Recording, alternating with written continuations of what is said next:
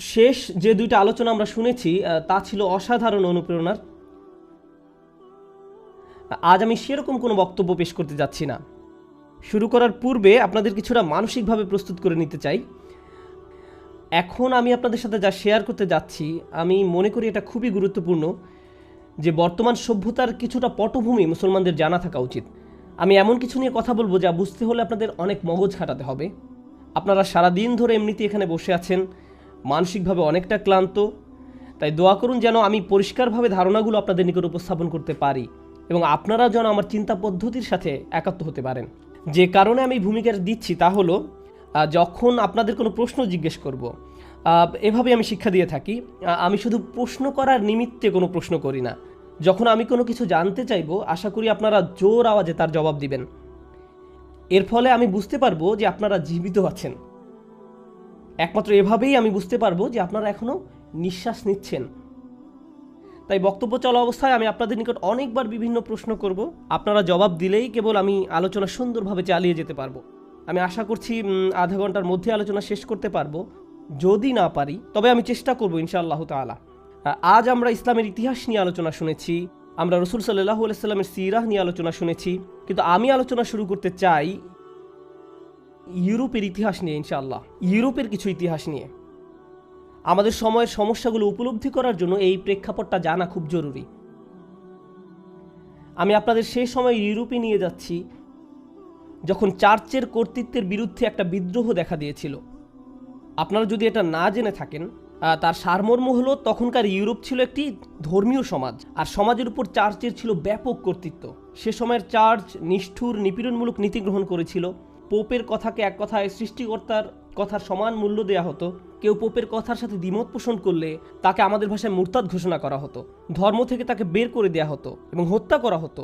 তাদের মতে চার্চের সাথে দ্বিমত পোষণের একমাত্র ক্ষতিপূরণ রক্তের মাধ্যমে দিতে হবে। তাকে প্রথমে নির্যাতন করা হতো, তারপর হত্যা করা হতো। তারা মনে করত তার আত্মাকে রক্ষা করার এটাই একমাত্র উপায়। ইউরোপ এই ধরনের ধর্মীয় মতবাদ দ্বারা দীর্ঘকাল শাসিত হয়েছে। এর ফলে দুইটি মতবাদ মাথাচাড়া দিয়ে ওঠে। তখন উভয়টা প্রায় একই সময় আত্মপ্রকাশ করে। তার মধ্যে একটা হলো প্রোটেস্ট্যান্ট রিফরমেশন। চার্চের মতে সাধারণ মানুষের বাইবেল পড়ার কোনো অধিকার নেই। তারা নিজে নিজে বাইবেল পড়তে পারবে না। চার্চের অথরিটি বা পোপের নিয়োগকৃতরাই কেবল বাইবেল পড়তে পারবে এবং এর ব্যাখ্যাও তারাই করবে। তাদের ব্যাখ্যার বিপরীতে কোনো ভিন্ন মত পোষণ করা যাবে না। কিন্তু প্রোটেস্ট্যান্ট আন্দোলন এসে ঘোষণা দিল, না, প্রত্যেক খ্রিস্টানের বাইবেল পড়ার অধিকার থাকতে হবে। নিজেদের জন্য পড়বে, নিজেরা নিজেদের জন্য এর থেকে অর্থ খুঁজে নেবে, এর জন্য আমাদের চার্চের দরকার নেই। এভাবে চার্চের কর্তৃত্বের বিরুদ্ধে আন্দোলন শুরু হলো। সংক্ষেপে এটাই প্রোটেস্ট্যান্ট মুভমেন্ট। এই ব্যাখ্যাকে বলা যেতে পারে ক্লাস 7-8-এর ছাত্রছাত্রীদের উপযোগী ব্যাখ্যা। সে সময় আরেকটা মুভমেন্টের আত্মপ্রকাশ ঘটে। এই আন্দোলনটি ছিল আরও বেশি শক্তিশালী, আর দুইটি আন্দোলন পরস্পর সম্পর্কযুক্ত। তো দ্বিতীয় আন্দোলনকারীরা বলতে লাগলো, চার্চ এতদিন ধরে যে মতবাদ প্রচার করে আসছে, বৈজ্ঞানিক দৃষ্টিতে তা যৌক্তিক নয়। চার্চের এই মানুষগুলো দর্শনের বই পড়েছে, বিজ্ঞানের বই পড়েছে, যা কিছু তাদের মতবাদের সাথে মিল রাখে না। যেমন বাইবেলের মতে পৃথিবী হলো মহাবিশ্বের কেন্দ্র। কিভাবে আমরা এটা মেনে নিব যেখানে বৈজ্ঞানিক আবিষ্কার এই মতের সাথে সাংঘর্ষিক? আমরা এই বিশ্বাস মেনে নিতে পারি না। এর ফলে চার্চ বৈজ্ঞানিক অনুসন্ধানকে কুফর বা ধর্মদ্রোহিতা হিসাবে ঘোষণা করলো এবং এজন্য তারা লাইব্রেরির পর লাইব্রেরি পুড়িয়ে ফেললো, বৈজ্ঞানিকদের হত্যা করেছিল, দার্শনিকদের মেরে ফেলেছিল, যে বিষয়গুলো মূলত ফরাসি বিপ্লবের একটা প্রেরণা জুগিয়েছিল। খ্রিস্টান মতবাদের দুইটা দিক, প্রথমত এটা নিপীড়নমূলক, দ্বিতীয়ত এটা অযৌক্তিক। এভাবে দুই দিক থেকে চার্চ বিদ্রোহের শিকার হয়, ধর্মীয় দিক থেকে প্রোটেস্ট্যান্ট মুভমেন্ট দ্বারা এবং বৈজ্ঞানিক দিক থেকে সেকুলার আন্দোলন দ্বারা, যা চার্চের কর্তৃত্বকে একেবারে দুরূহিত করে দেয়। তো এখন ইউরোপ জুড়ে এই বৈপ্লবিক আন্দোলন চলছিল, আর এই আন্দোলন ছিল পৃথিবীর ইতিহাসে অন্যতম রক্তক্ষয়ী এক আন্দোলন। যখন এই বিপ্লব ঘটে গেল, হঠাৎ করেই পুরো ইউরোপ একটি মুক্ত চিন্তার সমাজে পরিণত হলো। তারা নতুন করে আবিষ্কার করতে লাগলো কোন কোন বিশ্বাস তাদের ধরে রাখা উচিত আর কোন কোন ধারণা চিন্তা সমাজের কেন্দ্রে থাকা উচিত। এটা নবচিন্তা চেতনার একটা মুক্ত বাজারে পরিণত হলো। এই সময় কয়েকটি দর্শনের আত্মপ্রকাশ ঘটে। মূলত প্রথম দিকে সেরা সেরা বিজ্ঞানীদের অনেকেই ছিলেন নামকরা দার্শনিক। সুতরাং তাদের নিকট দর্শন এবং বিজ্ঞান একসাথে সম্পর্কযুক্ত ছিল। আর ধারণা চিন্তার এই মুক্ত বাজারে শুধু একটি নয়, অনেকগুলো দর্শন একে অন্যের সাথে সংঘর্ষে লিপ্ত হলো। কিন্তু আমি চাই আপনারা এই বিষয়টা মনোযোগ দিয়ে শুনবেন। কিন্তু একটা কমন চিন্তা অন্য সবার চিন্তার উপরে প্রভাব বিস্তার করছিল। যদিও এই চিন্তার ছোটোখাটো ভিন্ন পাঠও রয়েছে, তবু বলা চলে একটি চিন্তা শেষ পর্যন্ত বর্তমান থেকে যায়। আর এটি শুধু ইউরোপে সীমাবদ্ধ থাকেনি, এই চিন্তাটি সারা দুনিয়ায় ছড়িয়ে পড়ে। আজ আমরা যে বিশ্বে বসবাস করছি তা আসলে সেই মতবাদ বা সেই ধারণাগুলোর প্রতিক্রিয়ার ফল। তাই আমি প্রথমে সেই ধারণাগুলো সংক্ষেপে ব্যাখ্যা করতে চাই, তারপর সূরাতুল কিয়ামা থেকে কিছু বিষয় উপস্থাপন করব, সূরা কিয়ামার প্রথম দিকের কয়েকটি আয়াত। কিন্তু তার পূর্বে একটা দৃশ্যপট তৈরি করে নিতে চাই। তো প্রাক আধুনিক যুগের প্রায় সকল সমাজ ব্যাপকভাবে ধর্ম দ্বারা প্রভাবিত ছিল, যে কোনো ধর্ম দ্বারাই হোক না কেন। হিন্দু ধর্ম হতে পারে, বৌদ্ধ ধর্ম বা ইসলাম ধর্ম। অধিকাংশ সমাজ কোনো না কোনো একটি ধর্মীয় মতবাদ দ্বারা প্রভাবিত ছিল। ধর্মীয় সমাজে ধর্মশিক্ষা হলো সবচেয়ে গুরুত্বপূর্ণ বিষয়, বিজ্ঞান বা ব্যবসা শিক্ষা নয়। ধর্মীয় নেতা হতে পারা ছিল সবচেয়ে প্রেস্টিজিয়াস। তাই প্রাক আধুনিক যুগের যাজক, পুরোহিত, ইমাম, আলেম বা হিন্দুদের আধ্যাত্মিক গাইড যাই হোক না কেন, এই মানুষরা ছিলেন সমাজের সবচেয়ে গুরুত্বপূর্ণ ব্যক্তি। তারা ছিলেন সমাজের উঁচু শ্রেণীর মানুষ। এখন এই মানুষদের কাছ থেকে আপনি কি শিক্ষা করেন?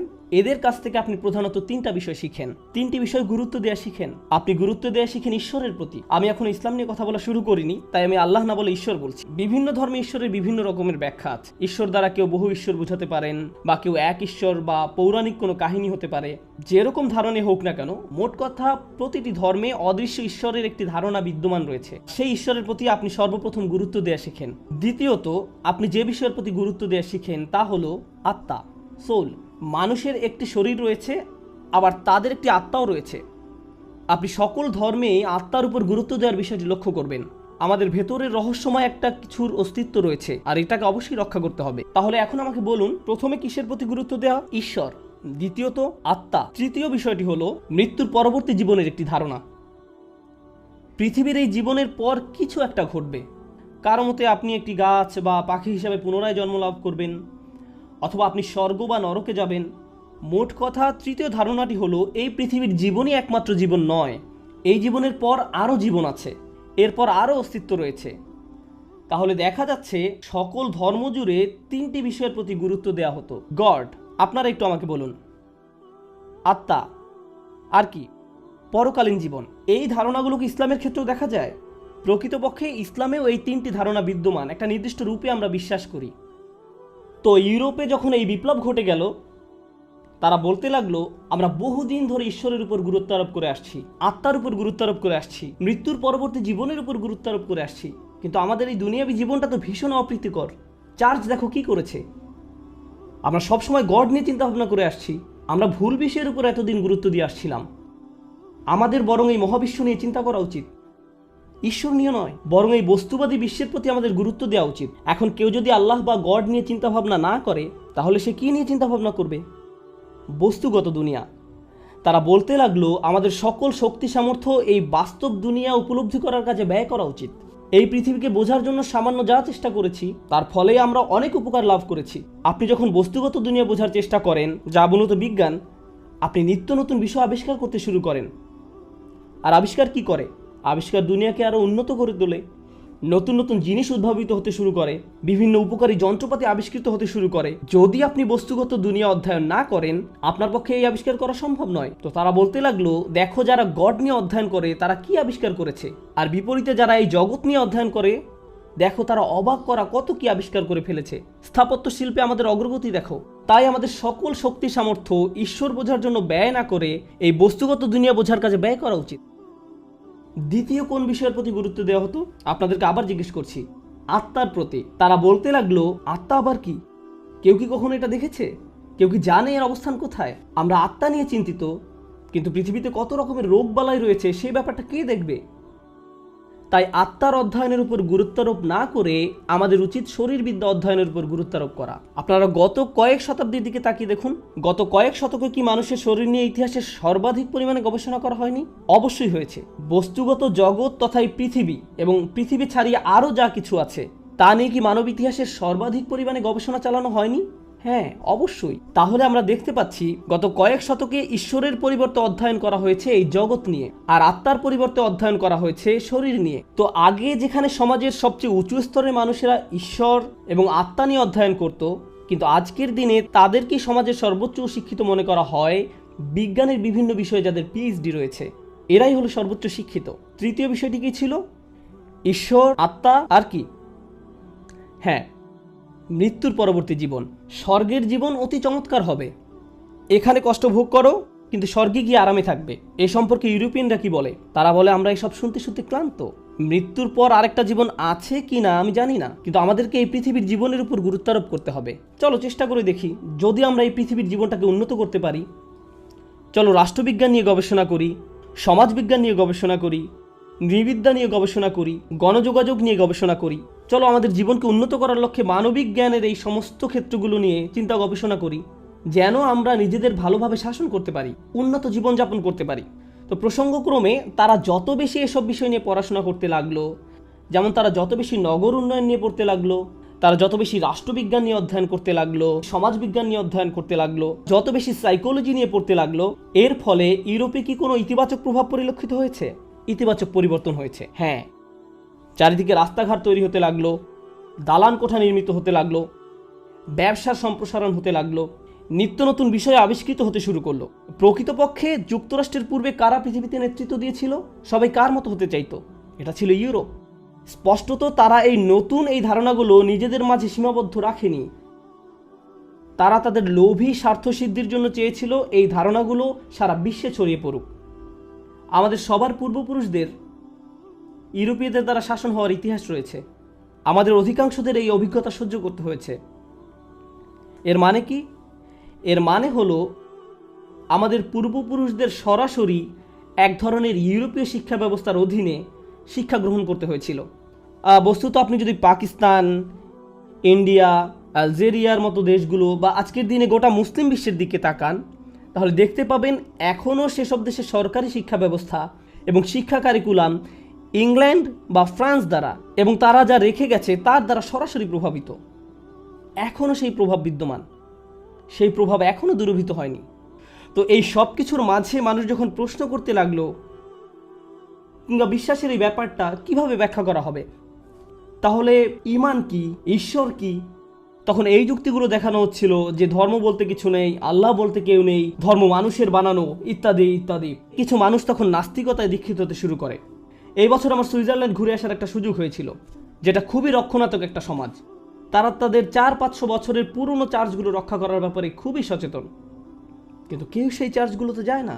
গির্জার বিল্ডিংগুলো সংরক্ষিত আছে।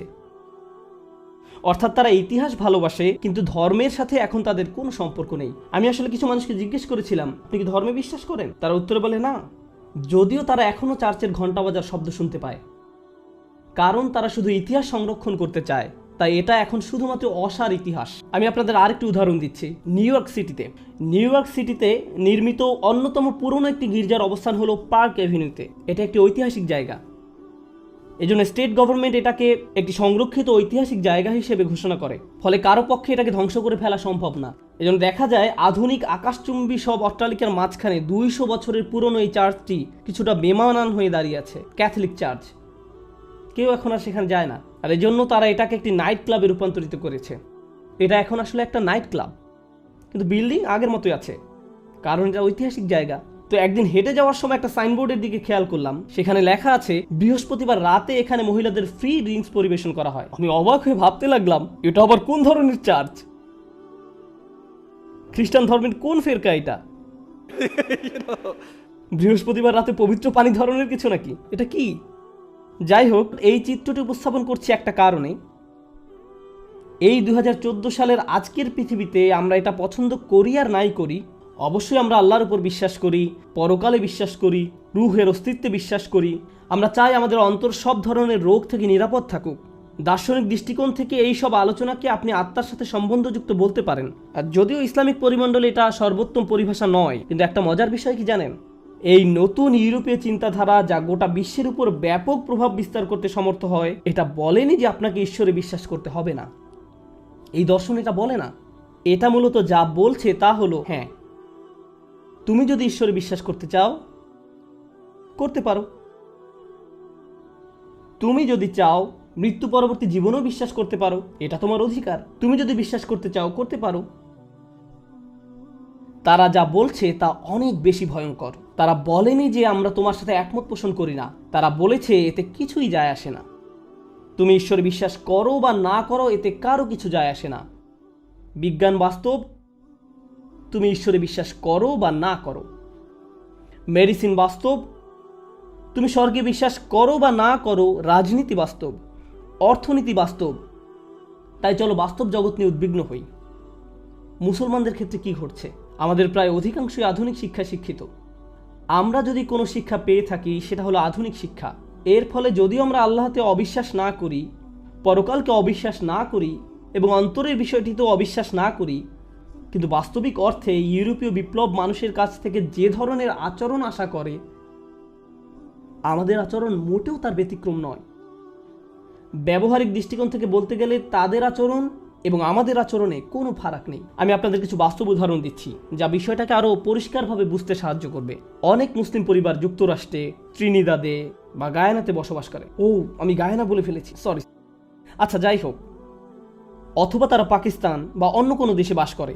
তারা তাদের সন্তানদের জন্য কি আশা করে? গড়পড়তা একটি মুসলিম পরিবার তাদের সন্তানদের জন্য কি চায়? ভালো শিক্ষা চায়। কেন তারা ভালো শিক্ষা চায়? এর ফলে তাদের সন্তান ভালোভাবে জীবনযাপন করতে পারবে। আপনার সেই সন্তান যদি বলে, হ্যাঁ আমি ভালো শিক্ষা চাই, কিন্তু সবার আগে আমি ইসলামের উপর ভালো শিক্ষা অর্জন করতে চাই, আমি ভাবছি ইসলাম সম্পর্কে কিছু জ্ঞান অর্জন করব, তখন দাড়ি এবং হিজাবওয়ালা মুসলিম পিতামাতা বিরক্ত হয়ে ওঠে। এটা শিখে তুমি কি চাকরি করবে? কিভাবে তুমি জীবনযাপন করবে? কি করে তুমি বিয়ে করবে? তোমার জীবন কিভাবে চলবে? তুমি তোমার জীবন শেষ করার বুদ্ধি করেছ। কেউ যদি কিছুটা ধার্মিক হওয়ার চেষ্টাও করে, আপনারা যারা এখানে আছেন এটা ভালো করে জানেন, এই দ্বীপে আপনারা মুসলিম সংখ্যাগরিষ্ঠ অংশ নন। আপনারা হলেন অদ্ভুত রকমের সংখ্যালঘু। সম্ভবত তারা শুধু জুমার নামাজে উপস্থিত হয়, হতে পারে নামাজের একেবারে শেষ মুহূর্তে এসে যোগ দেয়, সবার শেষে আসে আবার সবার আগে বের হয়ে যায়। আপনি হয়তো তাদের সবচেয়ে বড় অংশ দেখবেন কেবলমাত্র ঈদের নামাজে। ওই সমস্ত মানুষের জীবনে এই ধর্ম কি ভূমিকা রাখে? আসলে এটা শুধু মুসলমানদের ক্ষেত্রে নয়, খ্রিস্টান, বৌদ্ধ, হিন্দু, মুসলিম বা অন্য যে কোনো ধর্মে হোক না কেন, ধর্ম মানুষের জীবনে খুবই ক্ষুদ্র ভূমিকা পালন করে। আপনার জীবন কিভাবে অতিবাহিত করবেন তার প্রধান দিক নির্দেশনা ধর্ম থেকে আসে না। আপনি কোথায় বসবাস করবেন সেই সিদ্ধান্ত ধর্ম থেকে আসে না। কিভাবে আপনার সন্তানদের বড় করবেন সেই দিক নির্দেশনা ধর্ম থেকে আসে না। সেই সব চিন্তাভাবনার আলোকে, যে চিন্তাভাবনাগুলো ঔপনিবেশিক রাষ্ট্রগুলো অনেক আগেই আপনার মাথায় ঢুকিয়ে দিয়েছে, আমরা খুব গভীরভাবে এই মতবাদগুলো দ্বারা প্রভাবিত হয়ে আছি। আলোচনার শুরুতে আমি দুটি আন্দোলনের কথা বলেছিলাম। কি সেগুলি? একটি হলো ফরাসি বিপ্লব, আরেকটা কি? Protestant reformation, Protestant movement. তাদের পরিণতিটা বেশ মজার। আমি চাই আপনারা এটা ভালোভাবে উপলব্ধি করুন। প্রায় সকল ক্যাথলিক চার্চের মতে এই পৃথিবী মারাত্মক খারাপ এক জায়গা, এটি একটি অভিশাপ। মানুষ একমাত্র স্বর্গে গিয়ে সুখী হতে পারবে। ঈশ্বর শাস্তিস্বরূপ মানুষকে পৃথিবীতে পাঠিয়েছেন। তাই তৎকালীন ইউরোপে মানুষ যে খুবই নিম্নতর জীবনযাপন করত সেটা প্রত্যাশিত ছিল, কারণ এই দুনিয়া একটি ভয়ানক জায়গা, এখানে শুধু কষ্টই পাওয়া যায়। প্রোটেস্ট্যান্ট মুভমেন্ট এই মতবাদের প্রতিক্রিয়ায় ভিন্ন ধরনের এক খ্রিস্টান মতবাদ চালু করলো। এই নতুন খ্রিস্টান মতবাদ অনুযায়ী আপনি যত বেশি দুনিয়াদার হবেন, আপনি যত বেশি সম্পদশালী হবেন, আপনার যত ভালো চাকরি থাকবে, আপনি যত বেশি টাকা আয় করবেন, এই সব কিছু নির্দেশ করে গড আপনাকে বেশি ভালোবাসেন। আপনি যদি অনেক ধনী হয়ে থাকেন, সেটা প্রমাণ করে যে গড আপনাকে অনেক ভালোবাসেন। তাহলে দেখা যাচ্ছে দার্শনিকভাবে প্রোটেস্ট্যান্টরা সম্পূর্ণ ক্যাথলিক চার্চের বিপরীতে গিয়ে দাঁড়ালো। আপনি যদি যুক্তরাষ্ট্রের গহীন দক্ষিণাঞ্চলে যান, যেখানকার 2/3 অধিক রেডিও স্টেশন হলো খ্রিস্টান, আপনি যদি ঘণ্টাখানেক মনোযোগ দিয়ে কোনো খ্রিস্ট ধর্মপ্রচারকের কথা শোনেন, তারা এভাবে বলে, আমি চাই তুমি যেন ওই চাকরিটা পাও, কারণ জিসাস তোমার প্রমোশন চান। তোমার ওই সুন্দর গাড়িটা প্রমাণ করে যে জিসাস তোমাকে ভালোবাসে। আপনি দেখতে পাবেন বিশাল ধনী মানুষদের অনেকেই ধর্মপ্রচারক, তারা অত্যন্ত ধনী, পরনে তাদের দামি পোশাক। তারা বলে, আমি আজকে যে বিশাল ধন সম্পদের মালিক তা আসলে জিসাসের দান। তাহলে দেখা যাচ্ছে তারা কেন এখন ধর্মের কাছে আসে? কারণ এটা আপনার বস্তুবাদকে আরো সম্প্রসারিত করে তুলবে। আমি প্রথমবারের মতো আজকে বস্তুবাদ শব্দটি ব্যবহার করেছি। যখন আপনি ঈশ্বরের পরিবর্তে এই জগতের প্রতি মনোনিবেশ করেন তাহলে বস্তুবাদ। আপনি যখন আত্মার পরিবর্তে শরীরের প্রতি মনোনিবেশ করেন সেটা বস্তুবাদ। আপনি যখন পরকালের পরিবর্তে এই পৃথিবীর জীবন নিয়ে পড়ে থাকেন সেটা আসলে কি? বস্তুবাদ। অর্থাৎ আধুনিক খ্রিস্টবাদ বস্তুবাদকে সমর্থন করার একটা মাধ্যমে পরিণত হয়েছে। আর দুর্ভাগ্যক্রমে মুসলমানরাও পিছনে পড়ে নেই। কখন মুসলমানরা খুব খুশি হয়ে যায় এবং একত্রে আনন্দ উদযাপন করে? এমনকি এমন মুসলিমও যে নামাজ পড়ে না, জুমার নামাজেও আসে না, কিন্তু যখন সে নতুন বাড়ি ক্রয় করে বাড়িতে দোয়া মিলাদের আয়োজন করে। সত্য কি না? কেন? কারণ সে মনে করে আল্লাহ আমার উপর খুবই খুশি, তাই আমাকে এটা দান করেছেন। আপনি যত বেশি দুনিয়া অর্জন করবেন তত বেশি এটা প্রমাণ করে যে আল্লাহ আপনার উপর তত খুশি। এই ভ্রান্ত ধারণা এমনকি মুসলিম বিশ্বেরও অধিকাংশ জায়গায় ছড়িয়ে পড়েছে। আবার আরেক দল আছে যারা মনে করে এই দুনিয়া মারাত্মক খারাপ, এই দুনিয়া অশুভ, দূষিত। এখন এইসব চিন্তাধারার মাঝে আমি আপনাদের নিকট শেয়ার করতে চাই যে কোরআন এই দুনিয়াকে কিভাবে দেখে। যদিও এটা অনেক বড় একটা দার্শনিক আলোচনা, কিন্তু আমি 5 মিনিটের মধ্যে একটা সংক্ষিপ্ত বর্ণনা দেওয়ার চেষ্টা করব। যদি সুযোগ পাই আগামীকাল বিস্তারিত আলোচনা করব, কিন্তু এখন অন্তত একটা ধারণা আপনাদের দিতে চাই ইনশাআল্লাহ তাআলা। আধ্যাত্মিকতা এমন বিষয় যা আপনার ঈমান বৃদ্ধি করে, যা আপনার তাকওয়া বৃদ্ধি করে। আধুনিক সময়ে এসে আধ্যাত্মিকতার জায়গাটা মনোবিজ্ঞানের দখলে চলে গেছে। আমরা এখন ব্যাপারটাকে অদৃশ্য জগতের দৃষ্টিকোণ থেকে বোঝার পরিবর্তে দৃশ্যমান জগতের মাধ্যমে বোঝার চেষ্টা করি। তাই আপনি যদি হতাশায় ভোগেন তখন বলা হয় এর সাথে আধ্যাত্মিকতার কোনো সম্পর্ক নেই, তোমার শরীরের কিছু কেমিক্যাল রিঅ্যাকশনের কারণে তুমি এমন অনুভব করছো, কয়েকটা ট্যাবলেট খেয়ে নাও, সব ঠিক হয়ে যাবে। দেখা যাচ্ছে অদৃশ্য সমস্যার সমাধান আমরা দৃশ্যমান জগৎ থেকে পাওয়ার চেষ্টা করছি, আর এটা মানবতাকে ধ্বংস করে ফেলেছে। আধুনিক বিশ্বে আত্মহত্যার পরিমাণ যে কোনো সময়ের চেয়ে বেশি, আর যুক্তরাষ্ট্রের সবচেয়ে ধনী শহরগুলোতে এটা বেশি দেখা যায়। আমরা মানুষকে ধ্বংস করে ফেলছি। এখন আমাদের ভেতরে একটি নেতিবাচক আবেগ রয়েছে যার নাম হলো অপরাধ বোধ। এই নেতিবাচক আবেগকে বলা হয় অপরাধ বোধ। কখন একজন মানুষ নিজেকে অপরাধী মনে করে? যখন সে খারাপ কোনো কাজ করে। আধুনিক মনোবিজ্ঞানে গিল্ট বা অপরাধ বোধ ভালো জিনিস নয়। এখন কেউ যদি কোনো থেরাপিস্টের কাছে এসে বলে আমি কিছুটা মদ পান করেছি এবং মাতাল হয়ে গিয়েছিলাম, খুব গিল্টি ফিল করছি, তখন থেরাপিস্ট তাকে বলবে তোমাকে সবার আগে অপরাধবোধের জগৎ থেকে বের হয়ে আসতে হবে, তোমার নিজেকে ক্ষমা করা শিখতে হবে। অপরাধ বোধ হলো আমাদের ভেতরে একটি ত্রুটিপূর্ণ অনুভূতি। আমাদের সবসময় সুখে অনুভব করতে হবে, সুখে অনুভব করতে হবে। এইসব নেতিবাচক ইমোশন আগে বাদ দিতে হবে। তোমার মাঝে অনেক বেশি নেতিবাচক ইমোশন দেখা যাচ্ছে। সূরাতুল কিয়ামা শুরু হয়েছে এই আয়াতগুলো দিয়ে, লা উকসিমু বিয়াউমিল কিয়ামাহ ওয়া লা উকসিমু বিন-নাফসিল লাওয়ামা। আল্লাহ প্রথম কিয়ামত দিবসের শপথ করেছেন, তারপর আল্লাহ আমাদের ভিতরে এমন নফসের শপথ করছেন যা বারবার নিজেকে তিরস্কার করতে থাকে, এমন ব্যক্তি যে বারবার নিজেকে ভর্ৎসনা করতে থাকে। আরবি ব্যাকরণের ভাষায় এই দুইটা জিনিস আসলে লাজেম এবং মালজুম, একটি অন্যটির সাথে সম্পর্কযুক্ত। আল্লাহ আমাদেরকে আধ্যাত্মিক এবং মনস্তাত্ত্বিক বাস্তবতার একটা অসাধারণ সত্য সম্পর্কে জানান দিচ্ছেন। সেই আধ্যাত্মিক এবং মনস্তাত্ত্বিক বাস্তবতাটা কি? এখন যদি ফায়ার অ্যালার্ম বাজে আর মাইকে একটা ঘোষণা শুনেন, বিল্ডিংয়ে আগুন লেগেছে, দয়া করে সবাই বিল্ডিং থেকে বের হয়ে পড়ুন, এই ঘোষণাটি শুনলে কি করবেন? আপনি বের হয়ে যাবেন। একটি অ্যালার্মের উদ্দেশ্য হলো আপনাকে সাবধান করা। আগুন যদি আপনি নিজ চোখে নাও দেখেন তবুও কি আপনি প্রতিক্রিয়া দেখাবেন? হ্যাঁ, আপনার জন্য কি যথেষ্ট? অ্যালার্ম যা আপনাকে সক্রিয় করে তুলবে।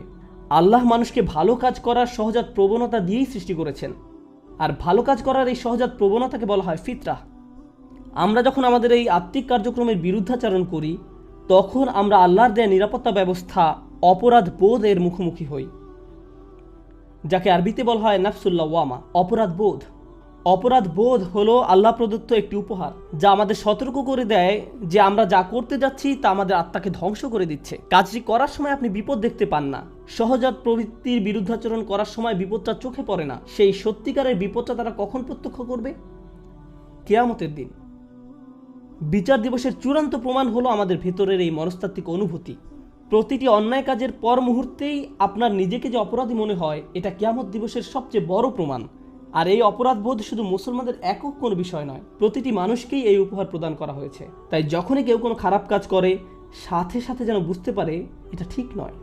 আমার মনে হচ্ছে এই কাজের জন্য আমি মহা বিপদে পড়তে যাচ্ছি। আমার ভেতরের কিছু একটা এই কাজে খুবই নারাজ।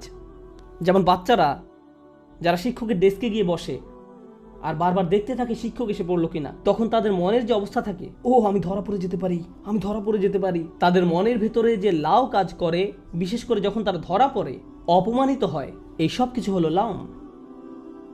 আধুনিক মনোবিজ্ঞান এই বিষয়টাকে ইতিবাচক দৃষ্টিতে ব্যাখ্যা করতে পারে না।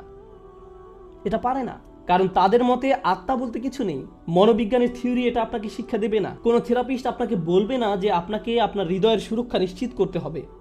ইসলামই একমাত্র ধর্ম, এই কোরআনই একমাত্র কিতাব, রাসূল সাল্লাল্লাহু আলাইহি সাল্লামের প্রদর্শিত পথই একমাত্র পথ, যা দৃশ্য এবং অদৃশ্য জগতের মাঝে একটা ভারসাম্য রক্ষা করে চলার কথা বলে। ক্যাথলিকরা দৃশ্য জগতের প্রয়োজনকে সম্পূর্ণ অস্বীকার করেছিল, প্রোটেস্ট্যান্টরা বস্তু জগতের মাঝে একেবারে ডুবে গিয়েছিল, আর সেকুলাররা অদৃশ্য জগৎকে সম্পূর্ণরূপে অস্বীকার করল। আমরাই একমাত্র ধর্মীয় গোষ্ঠী যারা বস্তুগত জগতের সাথে যুক্ত হই এবং এই যুক্ত হওয়ার মাধ্যমে অদৃশ্য জগতের বাস্তবতাকে আরও ভালোভাবে উপলব্ধি করি। এই বিষয়ে শুধু একটা উদাহরণ পেশ করব আমি। যখন বৌদ্ধরা ধ্যান করে তখন তারা চোখ বন্ধ করে ধ্যান করে। যখন বৌদ্ধরা ধ্যান করে তারা চোখ বন্ধ করে ধ্যান করে। আপনি দেখবেন অনেক আধ্যাত্মিক পরিমণ্ডলে মানুষ চোখ বন্ধ করে ঘন্টার পর ঘন্টা ধ্যান করে। আমরা কিভাবে নামাজ পড়ি? চোখ খোলা রেখে। আমাকে সততার সাথে বলুন তো, যদি চোখ বন্ধ করে নামাজ পড়তেন তাহলে কি মনোনিবেশ করা সহজ হতো না? সহজ হতো, কিন্তু আমরা তা করি না। আমরা আমাদের চোখ খোলা রাখি। কেন এই নিয়ম কখনো কি ভেবে দেখেছেন? এটা আসলে আমাদের ধর্মের একটা মৌলিক বিষয়। আপনি যে এই বস্তুগত পৃথিবীতে বাস করছেন, এই বাস্তবতাকে অস্বীকার না করেই অদৃশ্য আল্লাহর সাথে আপনার সংযোগ তৈরি করার কথা। এমনকি নামাজেও আমরা এই পৃথিবীর সাথে আমাদের সংযোগ সম্পূর্ণরূপে বিচ্ছিন্ন করে ফেলি না। কেন আল্লাহ রাসূল সাল্লাল্লাহু আলাইহি সাল্লাম, আল্লাহর সাথে যার সম্পর্ক ছিল সবচেয়ে সুদৃঢ়, কেন তিনি কোনো বাচ্চার কান্নার আওয়াজ শুনলে নামাজ সংক্ষিপ্ত করে ফেলতেন? তার কি নামাজে এমনভাবে হারিয়ে যাওয়ার কথা নয় যে বাচ্চার কান্না তো দূরের কথা, ভূমিকম্প হলেও তো তার টের পাওয়ার কথা নয়?